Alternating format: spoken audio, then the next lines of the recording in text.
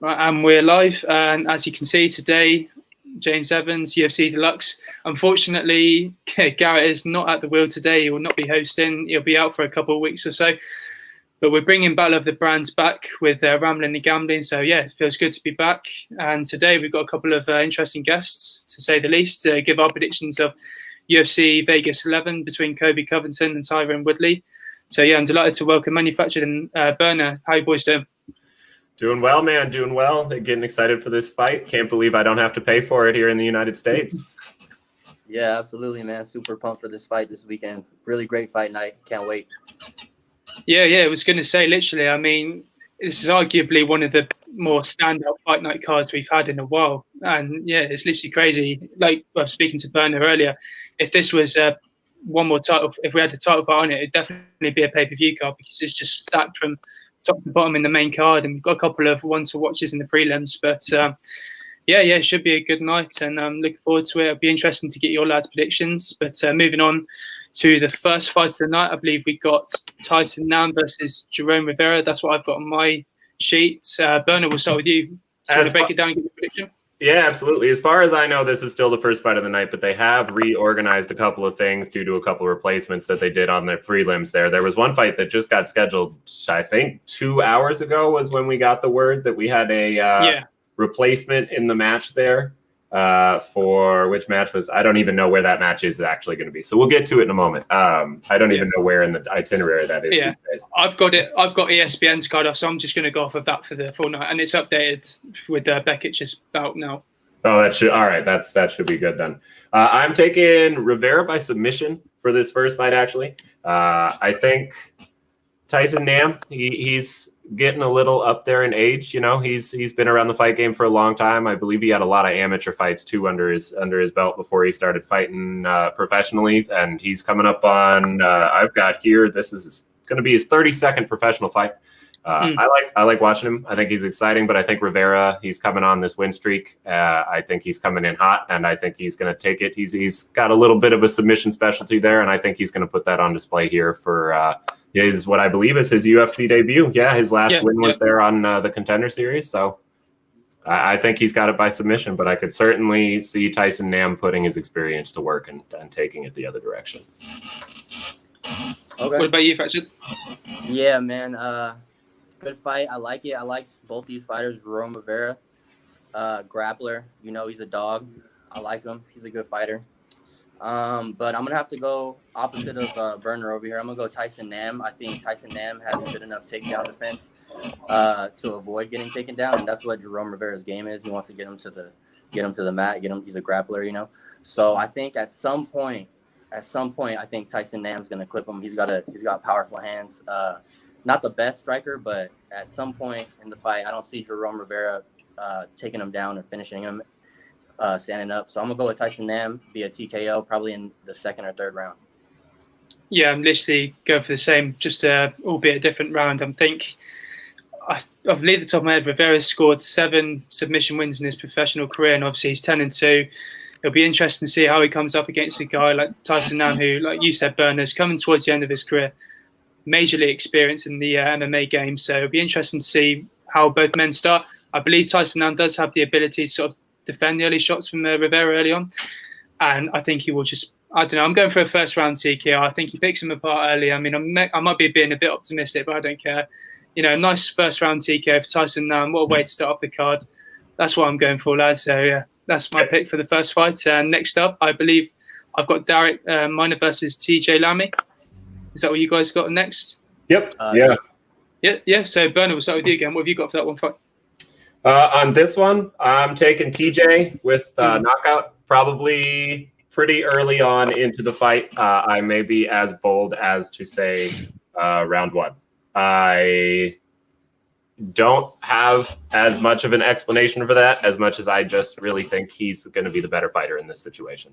I just think he's going to win the fight early on. He's going to hit him in the face, and that's going to be the end of it. All right. I like it. I'm with you.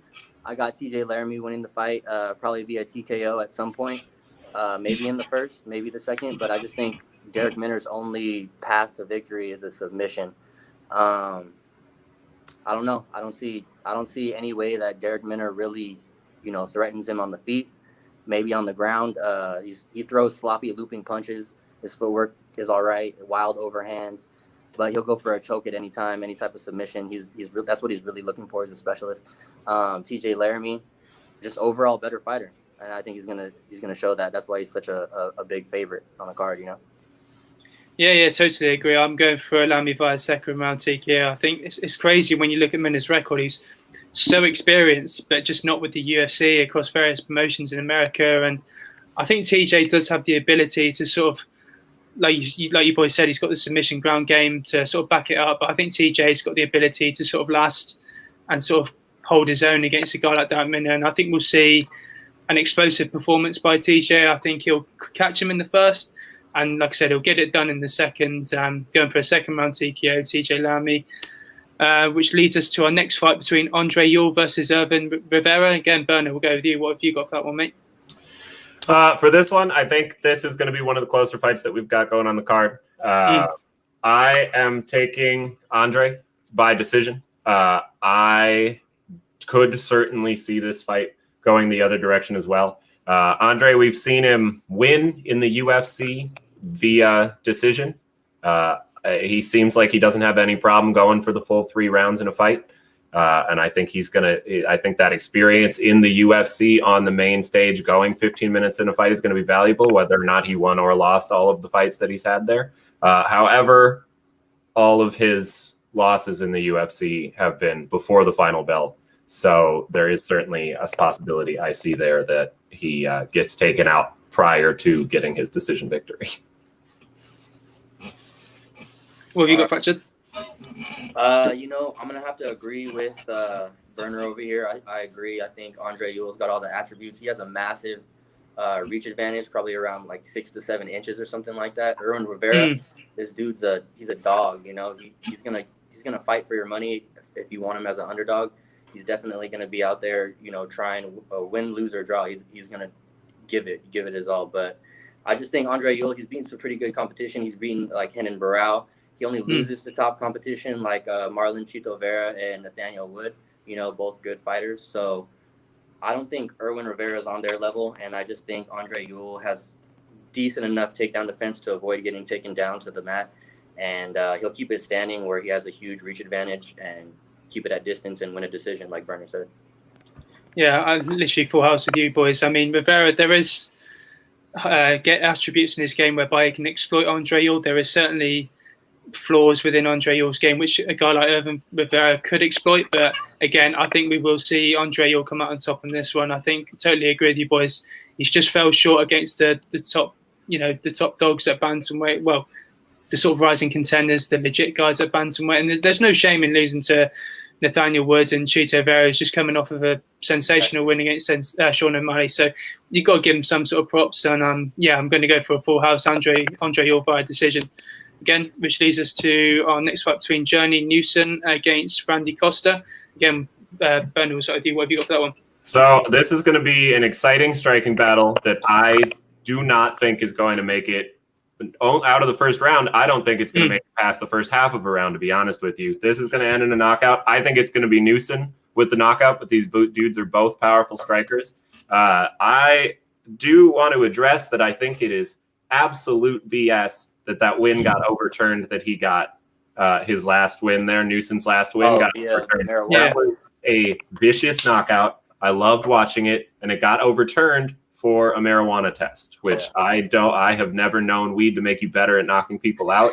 Blows my mind. So I'm counting that one as a win on his scorecard, and I think Newson's going to take it via very early knockout.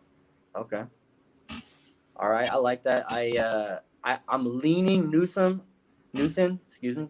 I don't really have a super good read on this fight. I do know that Journey Newson is he has a high level ground game. He's a brown belt in Brazilian Jiu-Jitsu. He's got some nasty leg kicks. I saw him against Ricardo Ramos. Hit him with some nasty ones, hurt him early, but I'm leaning Journey. I think he's the better athlete, but David, he's a big dude. He switches stances, got some nice body kicks, decent takedown defense. Good striking. He definitely wants to keep this fight standing. Like I said, I don't have a super good read on this fight, so I don't want to say too much, but I'm leaning Journey right now. That's how I'm feeling right now. I'm leaning Journey. Yeah, 100% same me. I mean, Berner, you're very optimistic in your first round knockout for Newson. I mean, like you said, I totally agree. There are attributes whereby Johnny Newson's totally well-rounded, and then both men are just explosive in their striking department, which makes a good read for a sensational fight. I mean, this could be one to watch in the prelims. Yeah, I'm going to back you boys again. I'm going to go for a Johnny Newson, but like you touched upon earlier, manufactured, he's got a good submission grappling game as well, and I think that will come up clutch in this fight. I think we'll see both men go at it early on. It'll go past the first round, but I think Journey catches him with a submission early on in round 2, and I'm going to go for Newton for a second round submission, which leads us to, I think this is the fight between Jessica Rose Clark and Sarah Alpar. Again, what have you got for that one, Berner? Yes, in this one, am going to take Jessica Rose Clark. I am going to say by decision. I think Sarah Alpar is coming into her UFC debut, and even though Jessica Rose Clark is coming off a couple of losses, she does have a lot of experience on that main stage, fighting against the ladies that are established in the UFC. And I think that experience is going to serve her well. She's got not much. She's just got an inch on the height advantage. But, I mean, I think she's, for the weight class, she just looks big to me. I think she's gonna have the size and the experience to get it done. All right. Sarah Alpar versus Jessica Rose Clark. I think this is your standard matchup of striker versus grappler, striker versus wrestler. You got Jessica Rose Clark. She definitely wants to keep this standing. She's more of a point fighter, you know. She's gonna pepper you with some strikes, some leg kicks, some jabs. She's got a good right hand. Sarah Alpar, I think she's the bigger girl. She's a little bit thicker. She doesn't have great striking defense, so I could definitely see how Jessica Rose Clark could win a decision. But like I said, it's just styles make fights. So I usually tend to lean towards wrestlers whenever it's almost like a toss-up. So I know that Jessica Rose Clark is the favorite in this fight, but I'm going to lean towards Sarah Alpar, maybe via decision. I don't know. I'm just leaning towards Sarah Alpar. I like to lean towards the wrestlers whenever it's that kind of a matchup. And I don't know how good Jessica Rose Clark's takedown defense is. So if Sarah Alpar could get her down a couple times, once or twice at least, you know, I could definitely see her winning 2 rounds to 1.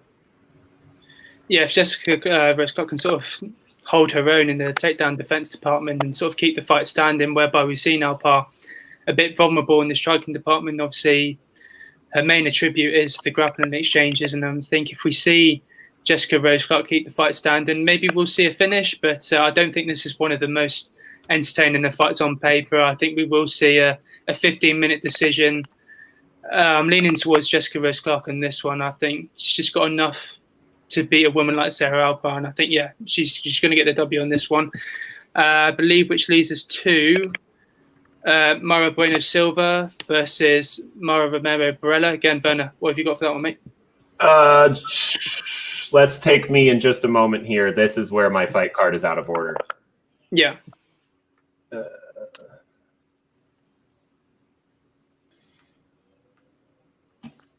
There we go. Perfect. I'm taking Silva by submission on this one. I do not know as much about this fight as I should. I did less research on this one than I did on most of the other fights. But I'm taking Silva by submission. I think she's got they're both coming off losing streaks, I believe. They are both coming off losing streaks right now. Silva just on a 1-fight losing streak. I think she's got the submissions in her background on her resume already. I think she's gonna put one down tonight. Put one down on Saturday as well. All right, man, I'm gonna have to agree with you on that one. I like Silva. I know on my video initially I was taking Barella because I think that she could take her down, but after watching more tape, I saw Silva win via armbar, which Barella is susceptible to. So I think she could definitely get that. If she does get it to the ground on the feet, I definitely see Silva being the more aggressive fighter. She's got good, you know, she's got good striking. She hits you with some massive calf kicks. She has an arsenal of kicks that she uses. She's just gonna walk her down. Good front kicks to the body. But Yeah, no, I just got Silva. If it does go to the ground, I can see her subbing her, and if it stays standing, I definitely see her getting the W. So I'm gonna have to switch my pick from Barella to Silva, and I'm gonna go Silva via submission, armbar specifically. Yeah, and you look at Silva on paper, I think the majority, if not all of us professional stoppage wins have come in the first round. I think that's what I've got one of the stats here. So that's an incredible stat to have in your back pocket. And I think going into this one, Silva, I totally agree with you. You know what to expect from Silva. She's very dangerous on the mat, but she's also got that decent striking ability to back up the game. So she's able to compete both standing on the mat. And I think we'll see her get the W again on this one on Saturday night. And I'm going to go for a first round submission for Silva, which I think leads us on to this is the rearranged one between Mirsad Bektic versus Damon Jackson. Berner, what have you got for that one, mate? Yep. Well, we got.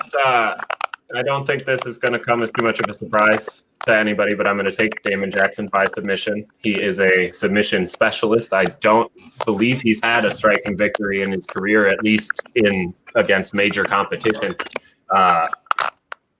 Bektic, a little bit more of a well-rounded fighter, I would say. However, I think the specialization in this case, while I usually like to take more well-rounded fighters, at a certain point, I think the specialization really is going to get you a victory, and I think the submission is going to get him a victory on this one for Damon Jackson.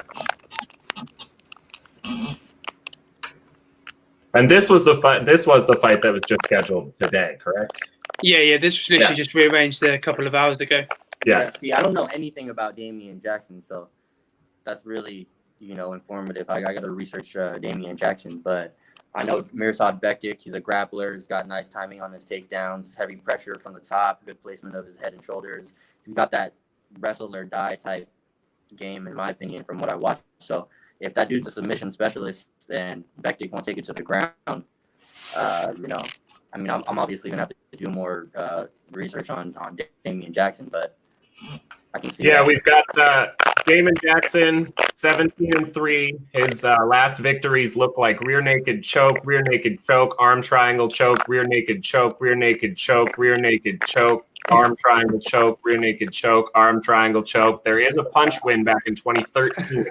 Arm bar, rear naked choke, rear naked choke. All right. Going back to 2012. How is he losing? A couple of submission losses, interestingly enough. Okay. But he's, like I said, he's only got 3 professional losses on there. So we've got 1 loss to punches, and then submission loss, and then a no contest and a draw. So really not 1 loss to punches, 1 loss to a choke on that one. For sure. I'm going to have to see.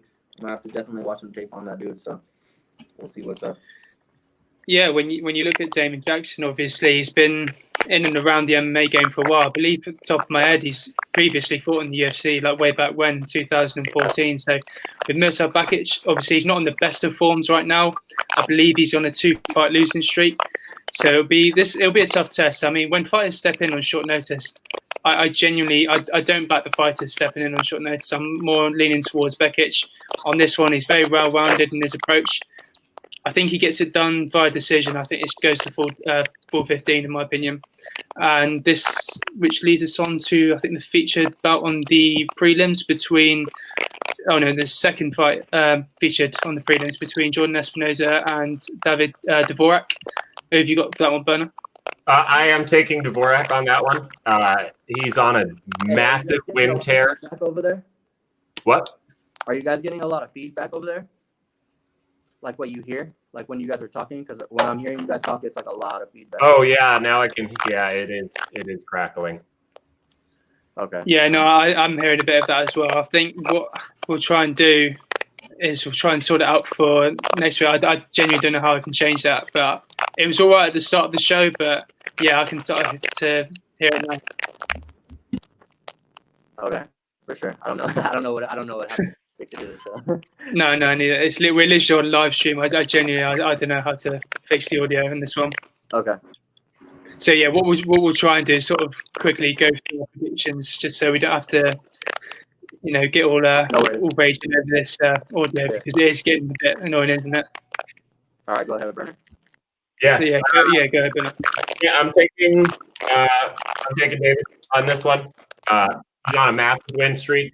I think he's a great, just generally well-rounded fighter. I think we got his last win in the UFC, so we've seen him again at least above the level of contender series or what have you with that second tier there. I think he's coming in with a massive head of steam, and I think he's going to take this one. I would say that this one's going to be my submission for this fight. But that is right here. Sorry, let me hang on one headphone. I'm taking Dvorak by submission. Wait, what have you got manufactured in this one? Which one was that? What have you got for this fight? What fight was it? Dvorak versus Espinoza. Oh, 1 second. Let me get over there. All right. Espinoza. I'm going Espinoza. I think he's the better athlete overall.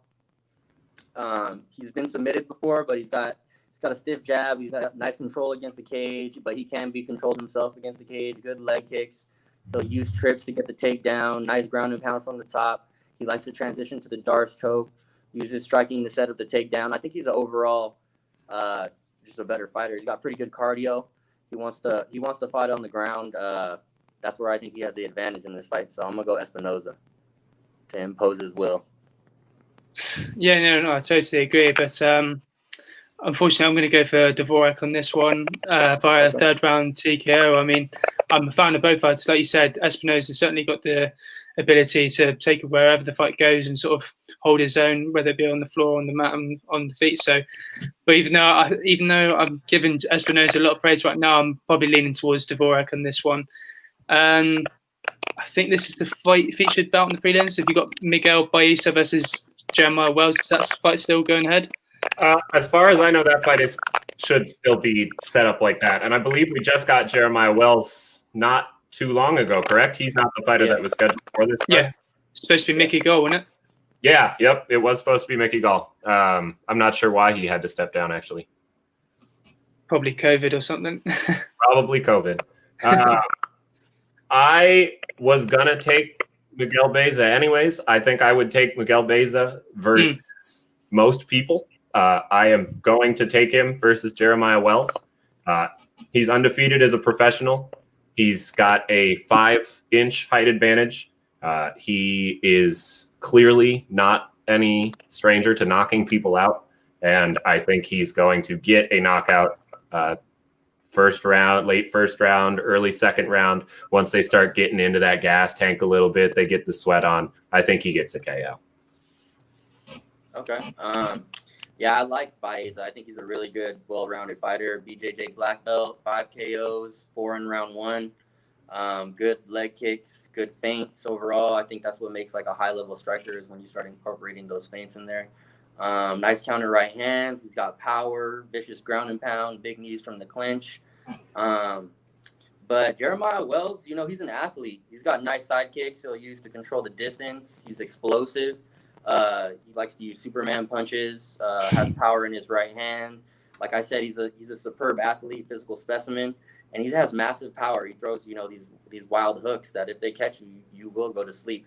And I don't know if Baeza's striking defense is that good. I think Baeza is for sure the better fighter in this situation, but just from a betting perspective, Jeremiah Wells, I think, is a live dog to potentially get a knockout against Baeza if he clips him. I do think Baeza is for sure the better fighter overall, but he'll probably get the W. Like you said, this fight is just announced. I don't know. He'll probably get a KO or a TKO, but I do think Jeremiah Wells, for the plus money that he is, I don't even know what it's at right now, but when I saw it open up, he was like a plus 200 dog or something like that. I think he's a live dog. So. Yeah, no, it's going to be an interesting one to say at least because, like you said earlier, Wells is just so explosive in terms of his striking. Whereas with Baeza, he's undefeated and he's certainly an interesting prospect. And I'd love to see how he comes up against Jeremiah Wells in this fight because, like you said, he's undefeated, and it'll be interesting to see how he deals with a guy like Wells. And one thing that strikes me is how we can deal with the sort of guy that can take the fight to the floor and cause problems on the mat. But again, Jeremiah Wells is not that type of guy to fight on the mat, so it should be a comfortable day at the office for Baeza, albeit, that couple of Wells will definitely have his moments in that fight, but I do see this one going.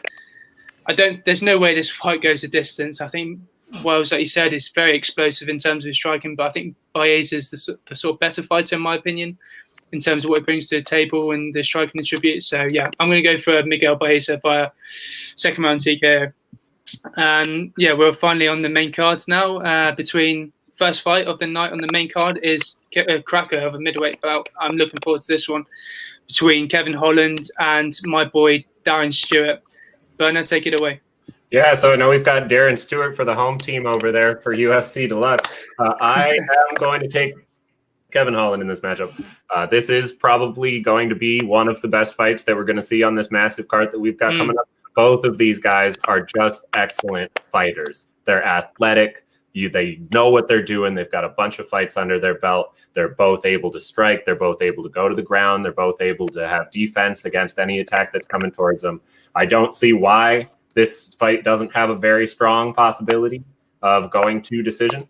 And I actually think I'm going to change my mind right now. And I think that this fight is actually going to go to decision. We got just 3 rounds for them. So I'm gonna say neither one of them, while they both have knockout power and they both have the ability to make their opponent submit, I also think they both have the ability to defend against the striking as well, to defend against the submission well enough to not lose in that manner. So I just think it's going to be a close enough match that I'm going to say decision, but I am going to take Kevin Holland still.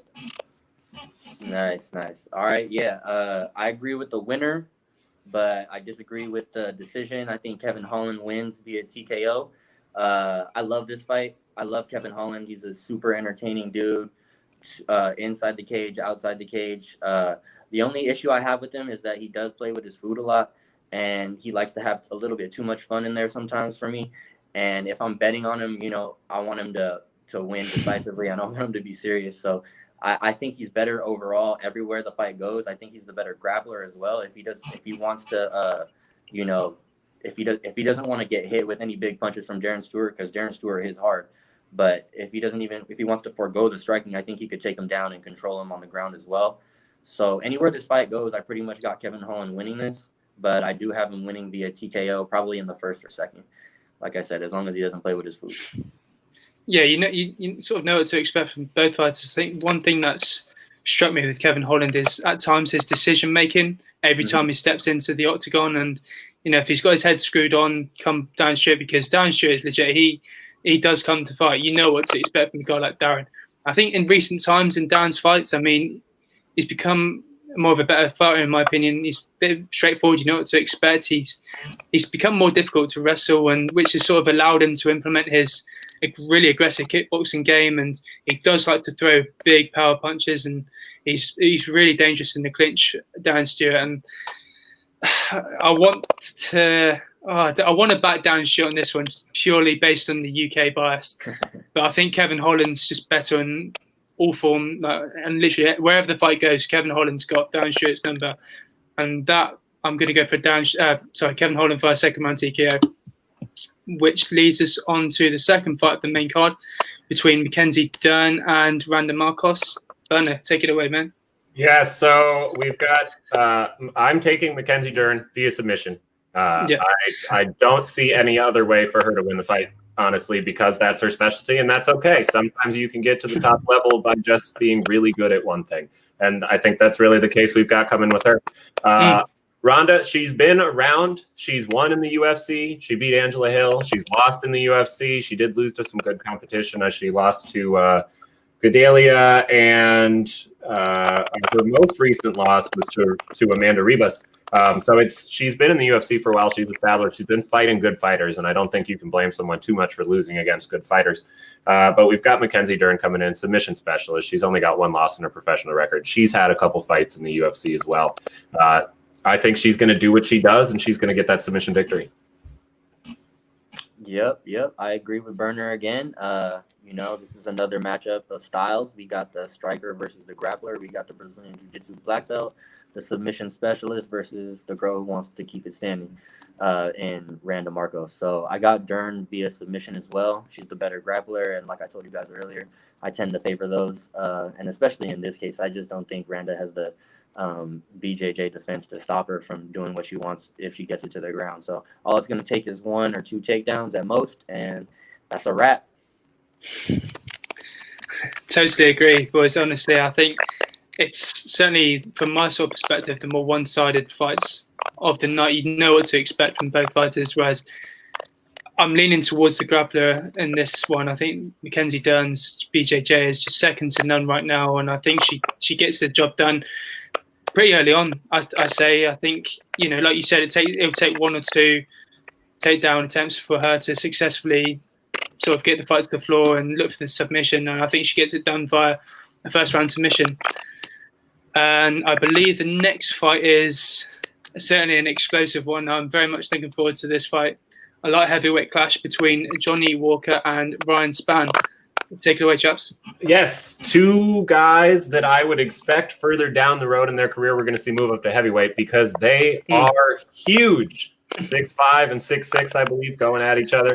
They both got knees. They both got elbows. They both got hands. They both got feet. They're using all their appendages to strike, and they're ready to go to battle. I am going to take Ryan Spann in this one.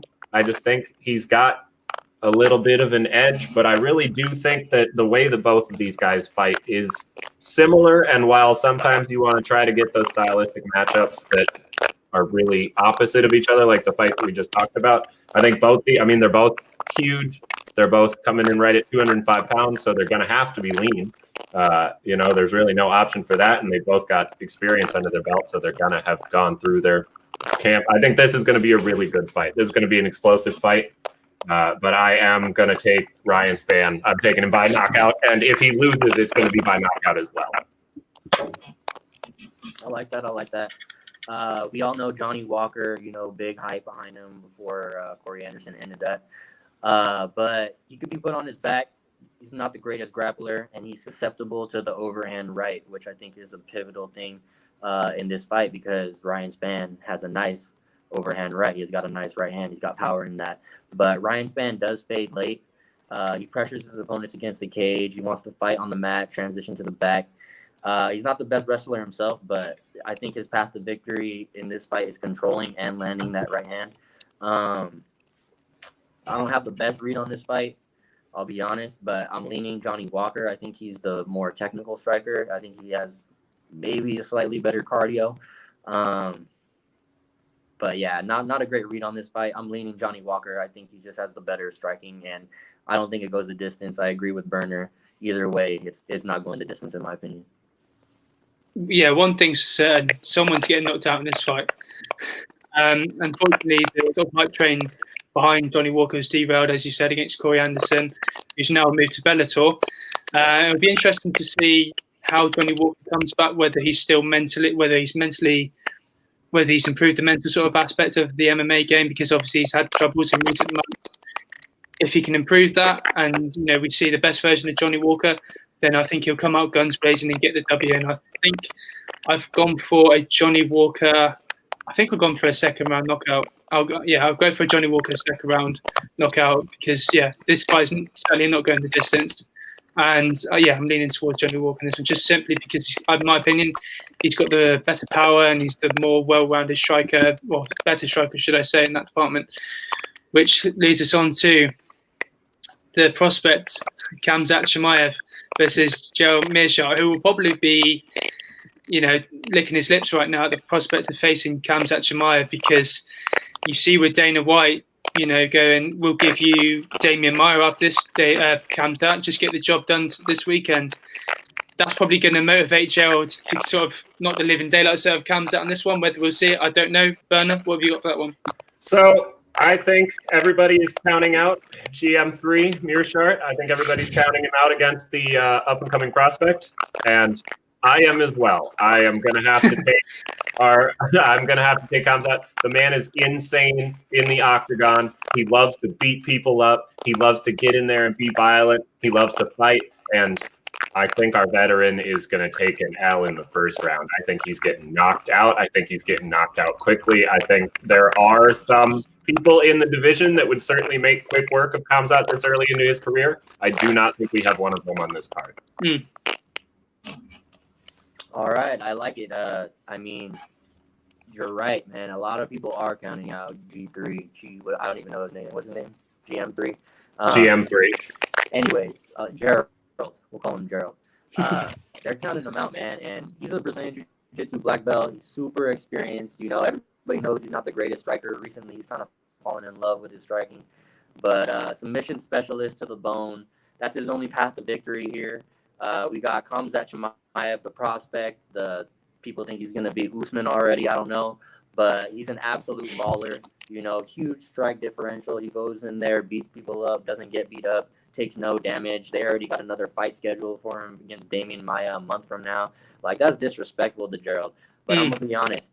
I think he gets it done in the first round. I think he takes little to no damage. Barring some submission victory, I don't see Gerald winning on the feet. I think Khamzat could beat him on. I think Khamzat could beat him on the feet as well. Like, he can dictate where the fight goes. He's the better wrestler here. If he wants to beat him striking, he'll beat him striking. If he wants to ground and pound him, he'll do that. It's just whatever he's feeling that night. You know, whatever he ate before. I don't know. It's up to him. It's at his discretion. So I'm going Khamzat Chimaev first round, whatever the hell he wants, and absolute obliteration. And then he's gonna fight Damian Maia, and we'll see what happens there. Yeah, no, totally agree. I mean, there's certainly a path to victory for Gerald in this fight, but against Khamzat Chimaev, who's just burst onto the scene in recent months, weeks, what have you. And I think the hype train sort of goes on to the next stop, really, against Damian Maia. I think he's too strong for Gerald. I mean, he's just so well-rounded. He can do anything comes out right now. And, yeah, I'm going to go for Khamzat Chimaev. It will go past the first round, I think. But unfortunately for Gerald, it's going to be an absolute beating in the first round, and then he'll get it done by a second-round TKO in the second round, which leads us to our co-main event between Cerrone and Nico Price, another fight which I doubt will go the full distance. Lads, what have you got for this one? So I am a big fan of Cowboy. I like Cowboy. Cowboy's been around for a long time. I've seen Cowboy fight a lot of times, even before I was a big UFC fan. I don't think Cowboy's going to win this fight. And it's going to be hard for me to watch him lose because I think he's going to get TKO'd probably in the second round, probably in the first round, definitely not in the third round. And that's sad because I like Cowboy a lot, like I said, but I don't think he's going to get it done. I mean, we've all seen him fight many times. I mean, what's he got? He's above 50 fights now, 50 professional fights. There is a certain point. I know we just saw Overeem win not that long ago, but there is a certain point where I think you've been in so many professional fights that there's no way that your skill is ever going to be at the peak that it was at one point. I mean, it was 5 years ago, 6 years ago when he was fighter of the year and he was on top of the world. But we're past that, and unfortunately, fighting is like NFL football. There's not really a place where you can sit back and kind of be the three-point man. I think he's going to get beat up by the young hotshot. I think he's going to get knocked out in the second round. I feel it. Man, Donald Cerrone. Some people call him old. I prefer experienced, mature. Shall you say? But yeah, he's definitely the more technical striker in this matchup. He's been sparring for the first time, he said, against these, youthful lads over there. So hopefully that's been helping him out. But I mean, at some point, like you said, you just take too much damage. The human body, it doesn't matter how tough you are or hard-minded or whatever, the body can only take so much. And I think Donald Cerrone's at that point. He's at that breaking point, especially at these lower weight classes. You can't be fighting against these younger guys who are just, hungry and want to rip your head off and got all that testosterone and stuff. You know what I'm saying? So, I mean, his only path to victory, in my opinion, I mean, he could submit him. He's a little submission cutie over there. But I think that I'll point him man, I don't know. I'm just trying to look at a path to victory for Cerrone, and either a crazy submission victory or, maybe a decision. I don't know, man, if he can avoid the strikes. But Nico Price, this dude has deadly limbs, anywhere the fight goes, this dude is deadly. He can knock you out from the bottom. You've seen with the hammer fist. He can hit you with an up kick, a heel kick.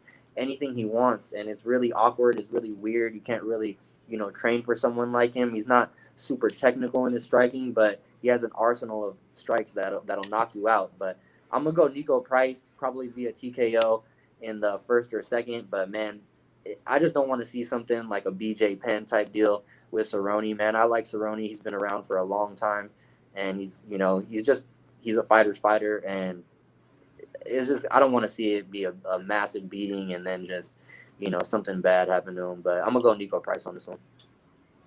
Yeah, totally agree. I think Nico Price gets this one done early on. Unfortunately, I'm a big fan of Cowboy. It's just a shame, really. I mean, he's looked sluggish in his last couple of fights, and he's not on the best of runs. And I think it gets to a point where, somebody's got to tell him. It's like the sort of the BJ Penn situation. Somebody's got to tell him to hang up. I know Donald, he feeds off of the crowd. He loves the atmosphere, but unfortunately, we're not going to have a crowd this weekend. And, if he takes a bad beating against Nico Price, who's it'll probably look to be explosive from the get-go, and he may want to call it quits after, but he just loves fighting, and we all respect that dearly. But you got to know when to call it quits, and I think with Nico Price, I think he'll be explosive from the first bell, and I think he'll get it done by a first round TKO, which is a shame.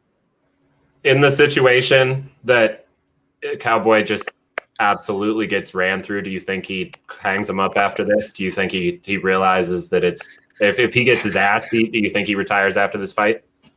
I would hope so. I mean, I don't know for sure. He'll probably still want to keep going, but for his sake and his family's sake, I would hope so. I would think, if you get sent into the clouds for a couple minutes, it's time to go. Yeah, for sure. I mean, to be fair though, he did have a good fight against Anthony Pettis. To be fair, like it was a competitive fight, like more so than I expected. So it's not like he's not fighting top level competition and still hanging in there. But after a while, taking so many KO losses like that, I mean, it's obviously not good for you. Yeah, looking out for the Jew's health. That's it. Yeah, no, so I think he should call it quits if he gets beaten really badly in this fight. But I can see him fighting maybe once or twice. Just it want to fight for the fans one last time, just experience that atmosphere one last time, and then call it quits. But yeah, take a 6 months training camp and then get a bag for Dana one last time. Tell Dana hey man, I need the co-main again. Right, with the crowd or something. Yeah, just make it right in Abu Dhabi or something. Yeah, I like it. I like that idea. Somebody got to email him. Yeah. Which leads us to our main event. The bad blood, the rivalry, Kobe Covington, Tyron Woodley. I mean, I think they've got a press conference soon, and I'll most certainly be watching it. It's certainly going to be an entertaining one. These men hate each other with a passion. This is such a great fight, and I cannot wait to see it. Lads, what have you got for this one? You know what? I always think it's silly when we see the fighters like they're about to get into a fight in the hallway, and then afterwards we see them hugging in the ring. They figured out everything. Like some people would say, "Oh, that's a beautiful moment. They settled everything in the ring. They left it all on the mat, and now they're all good. They've figured out everything they need to." If you hate somebody, you got to still hate them after you beat them up. If you're going to get in the ring with a guy and say you want nothing more than to end his life in that octagon, then you got to be about that. And both of these guys are absolutely 100% about that. They are both coming in here to rip each other's heads off. I'm not a big fan of Mr. Colby Covington. I think he's an asshole, but you know what? He's doing a really good job of marketing himself, and he really does have the gas tank and the technical skill and clearly the work ethic and the drive to get to this level. Weird set of circumstances for both of these guys kind of dancing around each other in that welterweight division. I'm taking Colby Covington to win this fight. I think it's going to go the distance. I think it's going to go the entire fight. I think we're going to get to see 25 great minutes of fighting. I think it's going to be an excellent fight. I don't think we're going to see any crazy KO or anything like that, but I do think the gas tank is going to make a big difference when you're fighting for that long. And Tyron's had it's been a bit of a rougher patch for him recently than I think he might have gotten used to there when he was sitting up on the top. I think it's heavy is the head that wears the crown, but it's hard to get there too. And once you lose it, it's even harder to get back there. I'm taking Colby by decision there at the end.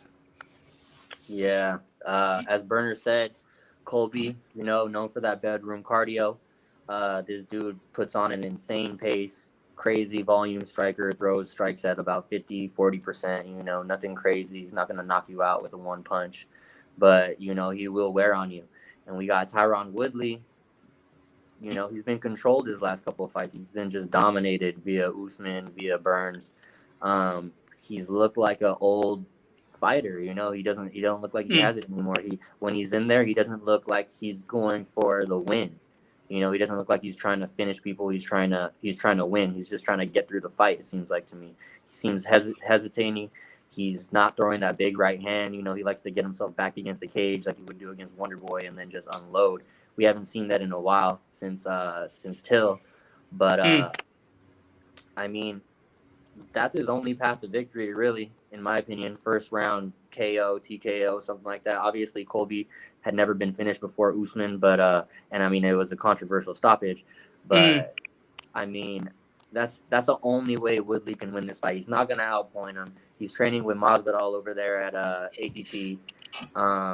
Maybe he's giving him some tips, some special pointers. Obviously, Masvidal and Colby trained together for years and years, but I mean, I don't really see any way Woodley can win besides a flash knockout, and I don't see that really happening. So I'm gonna go Colby via decision as well.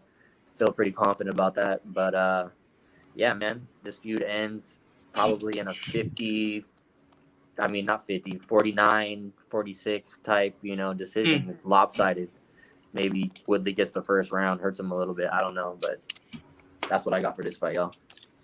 Yeah, full house. Totally agree. I think with Kobe Covington, he definitely plays a super villain character very well in the UFC. I think that's why we'll love him. Well, he's making bags off what he's got going. Yeah, absolutely. Exactly. You can't hate the capitalistic mindset. You know, he's making some money over there for sure, wearing those cheap suits with Donald Trump. That stuff is hilarious.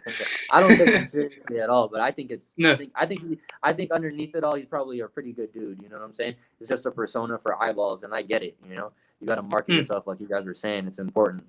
If people don't care about your fights, then, you know, what does it really matter? Yeah. Yeah, totally agree. And I think he's a very good fighter himself as well. As you said, he's a cardio king. That man can go on for days. And I think if he doesn't succeed in the takedown, then we may see him implement that dirty boxing in the clinch. And, you know, I think you look at the fight with Robbie Lawler. I mean, he was just so dominant.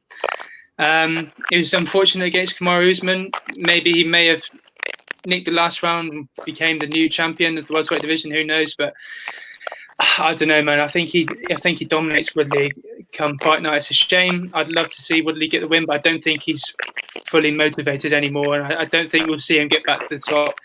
If Kobe implements the sort of same approach as Burns and Usman did, then he'll have no problem getting a decision victory. And yeah, I'm going for a Kobe Covington via decision.